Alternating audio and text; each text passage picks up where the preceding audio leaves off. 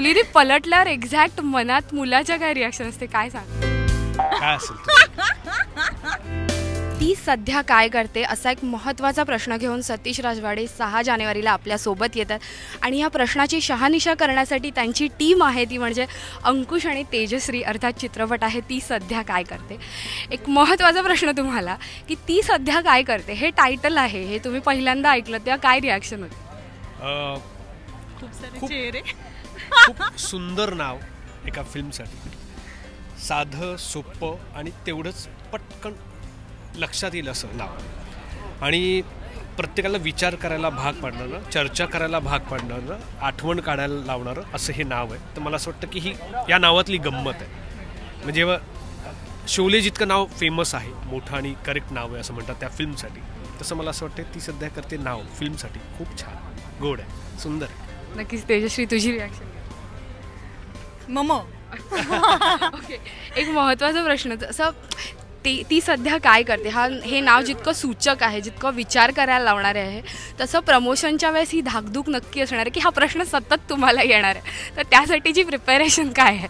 काय करतो मी हल्ली फिल्म यायच्या आधी त्याचं नाव विचारतो आणि त्याप्रमाणे तयारीच राहतो की आपल्यावर किती अंगावर येणार ते खूप महत्त्वाचं असतं. जेव्हा मी माझा नवरा तुझी बायकोची फिल्म केली होती तेव्हा देखील मला माहिती होतं की असे खूप प्रश्न येतील माझ्याकडे.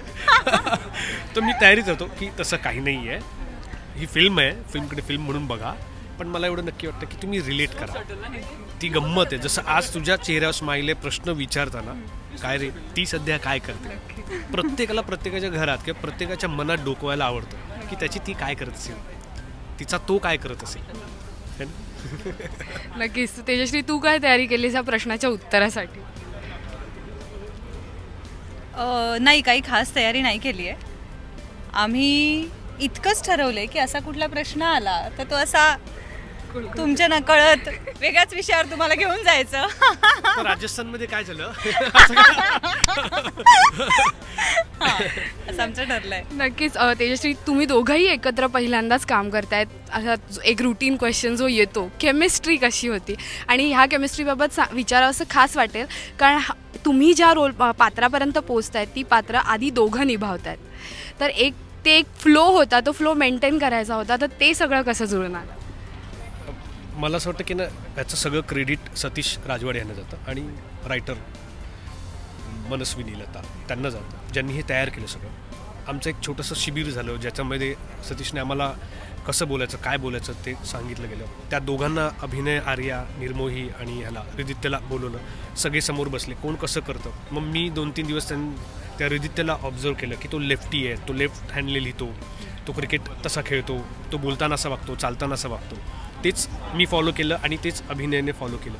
तर आम्ही एकमेकांच्या सीनच्या वेळेला जाऊन सांगायचो की बाबा हे तू हे लेफ्ट ठेवा, लेफ्ट आहे लक्षात ठेवा. आणि मग चष्मा, तर रिदित्यला कंपल्सरी चष्मा आहे, तो घालणारच होता, मग आम्ही चष्मा वापरायचं ठरवलं. तर आता मी प्रमोशनला पण मी मुद्दाम चष्मा घालून फिरतोय. तर त्याचं कारणच हे आहे की एक माणूस किती मोठा होते त्यातला जो लहान असतो तो तसाच असतो. सो तुम्ही जेव्हा पडद्यावर मोठ्या माणसाला बघता तर मी जेव्हा मोठं आहे याच्या दिवसात, पण मी आहे फॉलोअर त्याच लहान मुलं, अजून माझ्या मनात तोच आहे लहान. ते रिदित्य ते माझं लहानपण आहे, अभिनय माझं कॉलेजमधलं वय आहे. सो मी तेच फॉलो केलं आणि इथे आणण्याचा प्रयत्न केला. आणि काम करताना, वाक्य बोलताना त्यांची जी बोलण्याची पद्धत आहे, रिॲक्शन देण्याची पद्धत आहे, ती रिदित्यची कमाल आहे, इनोसंट. ती देण्याचा प्रयत्न आम्ही प्रत्येकाने इनोसंटली करायचा प्रयत्न केलेला आहे. तुझ्यासाठी हाच प्रश्न आहे की तुला एक फ्लो मेंटेन करायचा होता, तू काय एफर्ट्स घेतले? खरं तर ना लेखकाने खूप लेवलपर्यंत हे काम करून ठेवलेलं, कारण लिहायला बसताना कदाचित लहानपण, मधलं वय आणि त्याच्या पुढचं कसं ते मोठे होत जाणार आहेत, त्यांच्यात मॅच्युरिटी कशी येत जाणार आहे, हे सगळा फ्लो आमच्या हातात होता. अंकुश म्हणाला तसं सतीश सरांचं दिग्दर्शन हे होतंच, त्यामुळे आम्हाला काय करू नये हे ते सतत सांगत होते आणि काय करायचं हे बरेचदा ते आमच्यावर असं सोडत होते आणि मग जिथे गरज पडेल तिकडे ते आम्हाला सांगत होते. सो ही खूप छान गोष्ट होती. आणि मला विचारशील तर कुठेतरी ना मला वाटतं की छोटी निर्मोही म्हण किंवा आर्या म्हण, मी आमच्या ना स्माईलमध्ये सिमिलॅरिटी आहे. मी कुठेतरी त्या दोघींना पाहिल्यावर मला असं वाटलं त्यांचं बोलणं, त्यांचं एक स्माईल, त्यामुळे ना ही कास्टिंग पण आमच्या तिघींची मला वाटतं त्यांनी फार करेक्ट केली की ज्यात ना मला त्यांना त्यांचं काम नाही बघता आलं फार, पण ना आय कुड रिलेट. जसं मी म्हटलं की मला माहिती आहे मला आर्याचं हसणं आवडतं, मग अशी हसणारी मुलगी किंवा ते लिहिलेलं कॅरेक्टर ते कसं असेल. आणि मुळात मी म्हटलं तसं की प्रत्येक मुलगी ह्या कथेला रिलेट करणार आहे. त्यामुळे ती जी प्रत्येक मुलगी आहे ना ती साधारण इथून सारखी असू शकते आणि तिच्या आतमध्ये व्यक्त करण्याची पद्धत वेगवेगळी असते, पण त्या कदाचित आतमध्ये भावना असतात ना त्या सेम असतात.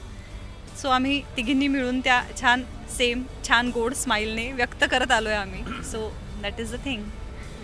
आणखी एक प्रश्न असा आहे की जसं मी सतीश सरांचा आधी इंटरव्ह्यू केला तेव्हा त्यांनी मला एक सांगितलं की त्यांना झेवियर कॉलेजमध्ये नेहमी शूट करायचं होतं आणि ते शूट करायला मिळालं. It's like dream come true situation होती. तर अशी सिच्युएशन तुमच्यासाठी होती का चित्रपटामध्ये कुठची? मला असं वाटतं ना प्रत्येक सीन करताना ती गंमत होती की बाबा हा सीन करतोय ना त्याला कसं आहे की आज तुम्हाला सगळ्यांना ते आठवण आलीच पाहिजे. या पद्धतीने सीन होणं गरजेचं, मनापासून ते सीन करणं खूप गरजेचं. आणि एक थिन लाईन आहे फिल्ममध्ये की कुठेही माणूस वाईट नसतो, तो चांगलाच असतो. तो कोणावर प्रेम करतो म्हणून वाईट होतो का? नाही. कोणावर त्याचं प्रेम सक्सेसफुल होत नाही म्हणून तो वाईट असतो का? तर नाही. त्याला कारण तो आहे, त्याने ठरवून ठेवलेलं आहे की बाबा ह्या जन्माच्या गाठी आहेत, रेशीम गाठी आहेत, त्या ठरलेल्या असतात. पण जेव्हा त्या गाठी बांधण्यापूर्वी जिथे जिथे माणूस वावरून आलेला असतो, जाऊन आलेला असतो, ते देखील प्युअर सोलसारखा माणूस असतो.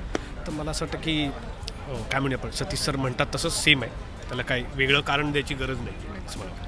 नक्कीच. आता एक शेवटचा प्रश्न, ह्या चित्रपटामध्ये एक सीन तुझ्या तिन्ही जनरेशन्स करताना दिसतात, ते म्हणजे तू चालतेस आणि मागे वळून पाहतेस. ओके, मला ह्या सीनमधलं मॅजिक जाणून घ्यायचं आहे. काय असतं म्हणजे ते मागे वळून पलटण्याची कला काय असते? काय सांगशील?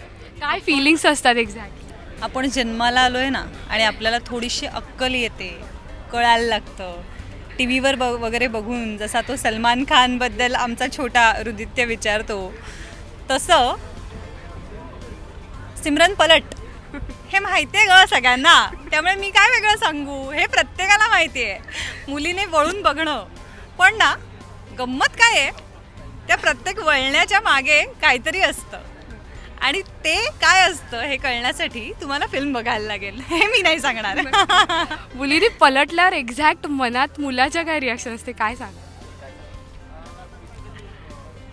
काय असेल म्हणजे एखाद्या मुलीबरोबर आपली मैत्री होते, बोलणं होतं आणि ती मुलगी आपल्याला असं वाटत होतं की ह्या मुलींनी देखील मला जे वाटतं त्याच्यासाठी एकदा तिने वळून बघितलं तरी खूप झालं.